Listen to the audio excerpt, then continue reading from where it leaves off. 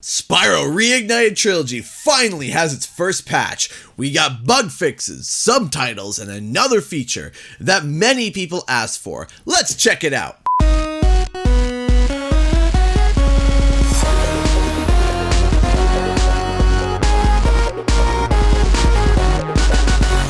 What's up guys, Canadian Guy A here, and boy do I have awesome news for all of you.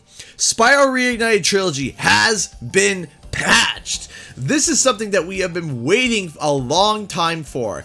Now, right off the hop, I want to say that this patch has not fixed every problem in the game, but fixed a few massive ones and added 2 new features that are extremely important. So let's take a look at the bugs that have been fixed. Right off the hop, the levels that had progression bugs have been fixed, as in levels that would literally stop your progress in the game because of a very stupid and silly bug.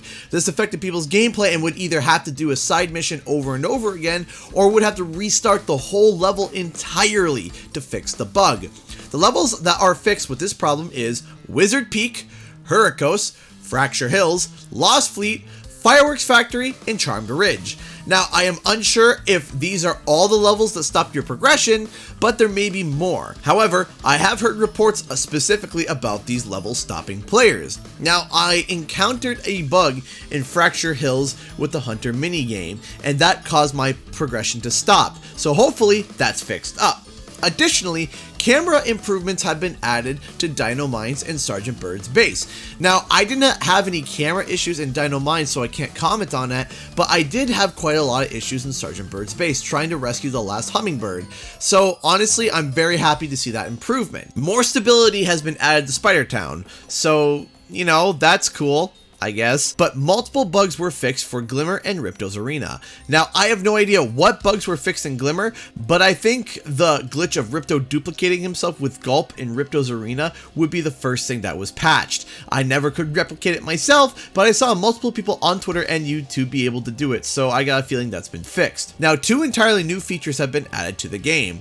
One that should have been there in the first place, and one that people have been begging for. The first one is subtitles. Yes, I know, I just made a video talking about this, but it was bad timing as right when I released the video, the patch dropped an hour later. Go figure. These affect all 3 games in cinematics that had no text in them before, having colored text to help players associate which person is talking across most languages. But now, an entirely new feature that I honestly did not think they were going to add is in the game, and that is a motion blur toggle. Now, a lot of people have been complaining since day one that the game is sometimes hard on the eyes as the motion blur can get intense. Let's take a look with the motion blur turned off. Now, to some, this with the toggle off made them sick. To me, if I were to watch this for a long period of time, I would get a little queasy, but overall I was good.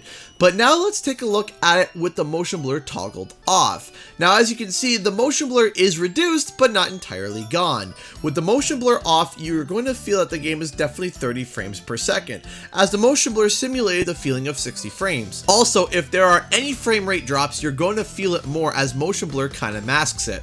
However, if you were getting sick because of the motion blur, the option is there for a better experience. But if you're not bothered by it, you can leave it on. Now, of course, I believe this is not the last patch for Spyro, as certain things that need to be fixed have not been done yet, like the Super Bonus Round. But I believe Toys for Bob is tackling the largest problems first and then working down the line. The levels that stopped your game progression and added accessibility for those who need it is much more important than other bugs, as they have a much larger impact than the other small issues. I have a prediction as to when that patch will come, but that's for a future video. By the way, a huge shout out to my Patreons and sponsors on the channel. I appreciate your support and letting me be able to do this full time, as I got a family to feed. If you want to support the channel, the Patreon is in the description below, and be sure to subscribe for more nostalgic content. And while you're at it, why not check out another video I recently made? Anyway guys, thanks so much for watching, and I'll see you guys next time.